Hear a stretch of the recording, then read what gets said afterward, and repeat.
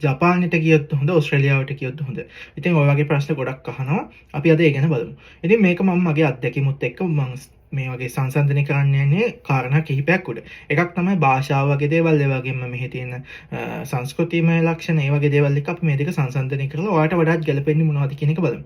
ඉතින් ඔයා ඉස්සෙල්ලා රටකට යන්න මේ බලනකොට ඉස්සෙල්ලාම මුලින්ම අපි ගොඩක් අය කරන දෙයක් තමයි යන්නම් වාලේ එක කවුරු හරි ගිය පමණට රැල්ලට ඒ වගේ දේවල් මත යම්කිසි රටකට යන්න තෝරගන්නවා. ඉතින් ඔයා ඉස්සෙල්ලාම රටක් තෝරගෙන ඉති බලන්න ඕනේ ඒ රට ඔයාට ගැලපෙනවද? ඒ සංස්කෘතිය ඔයාට ගැලපෙනවද? ඔයා ඒකට කැමතිද කියන එක. මොකද අකමැති තැනකට ඔයා ගිහිල්ලා අකමැත්තෙන් ජීවත් වෙනවට වඩා යන්න කලින් ඒ ගැන දැනගෙන ඉන්න එක ගොඩක් හොඳයි.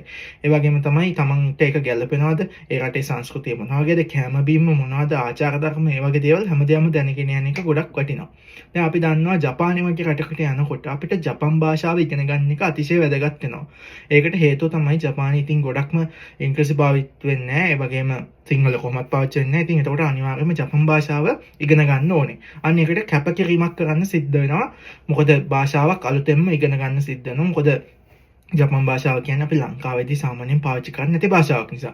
අන්න ඒ පැත්තේ කැපකිරීම ගොඩක් කරන්න වෙනවා ජපානය වගේ රටකට යනවනම්. ඒ වගේම ජපන් මිනිස්සු කියන්නේ ටිකක් අමුතුම ජාතියක්. ඒතකොට ඒ සංස්කෘතිය තේරුම් ගන්න, ඒ ආචාර ධර්ම, ඒ වගේ දේවල් එහෙම තමන්ට අධ්‍යයනය කරන්න සිද්ධ වෙනවා. ඒතකොට එතනදී පොඩි කැපකිරීමක් කරන්න සිද්ධ වෙනවා. ඒතකොට ඕස්ට්‍රේලියාව වගේ රටක් බැලුවොත් එහෙම ඒක වෙනස්. ඒතකොට ඒ ඕස්ට්‍රේලියාවේදී පාවිච්චි කරන සාමාන්‍ය ඉංග්‍රීසි භාෂාවනේ. ඒතකොට ඉංග්‍රීසි භාෂාව කියන්නේ අපි ලංකාවේදීත් ගොඩක් අවස්ථාවලදී අපි පාවිච්චි කරන භාෂාවක් විවිධ අවස්ථාවල නේද? ඉතින් අපි ගොඩක් අවස්ථාවල කම්පියුටර් එක පාවිච්චි කරා ඉංග්‍රීසි වලින්. ඉතින් ඒ වගේ දේවල් නිසා ඉංග්‍රීසි කියන භාෂාවට ඔයගොල්ලන්ට හැඩගැහෙන්න ලේසි, ඉගෙන ගන්න ලේසි ඒ පැත්තෙන් බැලුවාම.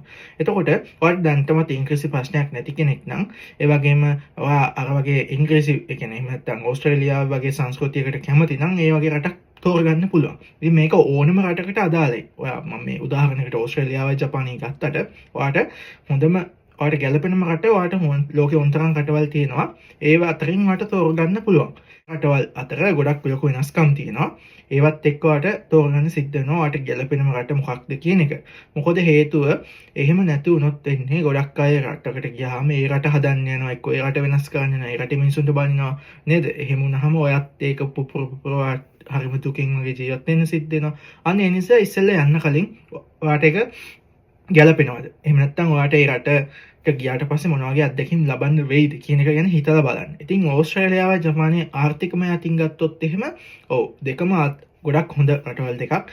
හැබැයි මතක තියාගන්න ඕනේ ජපානයේ මගේ පෞද්ගලික අත්දැකීමුත් එක්ක භාෂාව වාට වැඩිපුර පුළුවන් වෙන තරමට තමයි මේක ඇතුලේ සාර්ථක වෙන්න සහ වාට ඉහළ පඩි වැඩි රැකියාවකට යන්න පුළුවන්. හැබැයි අපි දන්නවා මේ ශ්‍රමය අතිනුත් ඒ කියන්නේ ගොඩාක් අමාරු රැකියාවල් තියෙනවා, දුෂ්කර රැකියාවල් කරොත් පඩි වැඩි අවස්ථාවල් තියෙනවා. ඒක වෙනම කතාවක්. කොහොම හරි ඕස්ට්‍රේලියාවෙත් ඉතින් මම හිතනවා ඒක ලොකු වෙනසක් නැහැ. භාෂාව, ස්කිල්ස් ඒ හැමදේම බලපානවා. ඉතින් ඉස්සෙල්ලම මම ඔයගොල්ලන්ට කියන්නේ රටවල් දෙකේ සංස්කෘතිම ලක්ෂණ බලන්න, ඒ වගේ දේවල් කැම බීම මේ හැමදේම බලලා ඔයාට වඩාත් ගැලපෙන රට මොකක්ද කියලා ඕනම රටක් තෝරගනිද්දි ඔයාට ඒ ගැලපෙන රට තෝරගනිද්දි අන්න ඒ විදිහට තෝරගන්න. එතකොට ඔයාට ඒ රටට ගිහිල්ලා සාර්ථක වෙන්නත් පුළුවන්, සතුටින් ජීවත් වෙන්නත් පුළුවන් වෙයි.